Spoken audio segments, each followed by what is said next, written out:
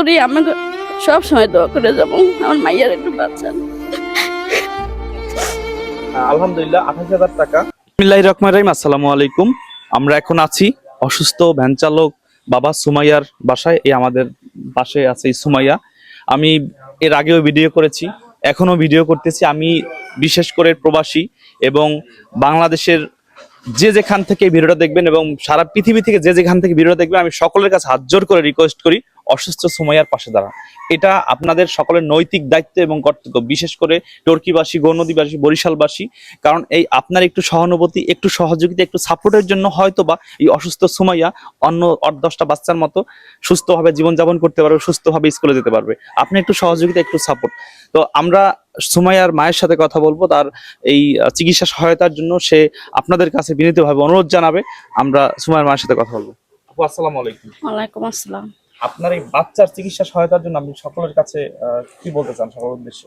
সকলের উদ্দেশ্যে বলতে চাই যে আল্লাহ এমন একটা রোগ দিছে আমাগো যে আমরা ভ্যান চালাই খাই, দিন আনি দিন খাই, কিন্তু এই টানার মতো আর চিকিৎসা করার তৌফিক আল্লাহ দেয় নাই।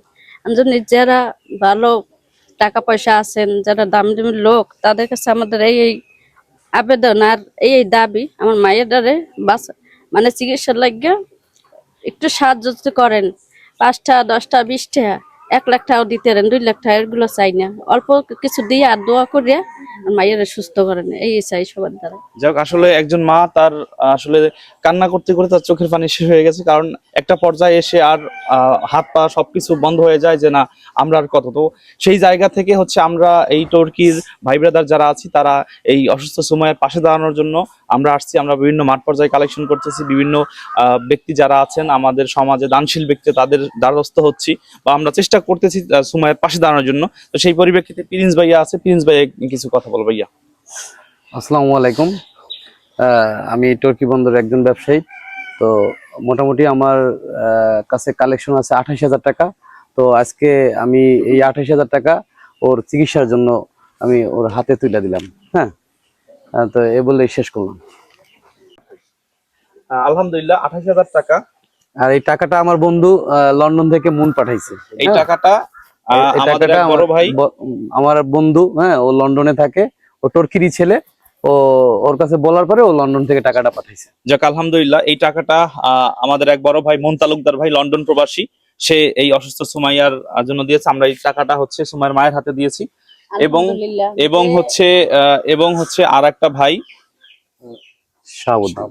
শাহাবুদ্দিন ভাই, সে পর্তুগাল প্রবাসী, সে ভাইয়ের জন্য এই অসুস্থ সময়ের জন্য 30,000 টাকা দান করেছে। সেই টাকাটা আমরা হস্তান্তর করে দিব।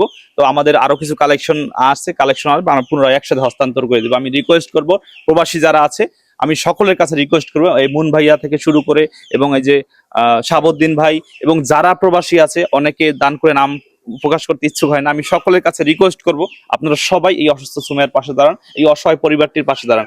আপনার একটু সাপোর্ট, একটু সহযোগিতার জন্য হয়তোবা এই বাচ্চাটা আবার পুনরায় সুস্থভাবে জীবনযাপন করতে পারবে।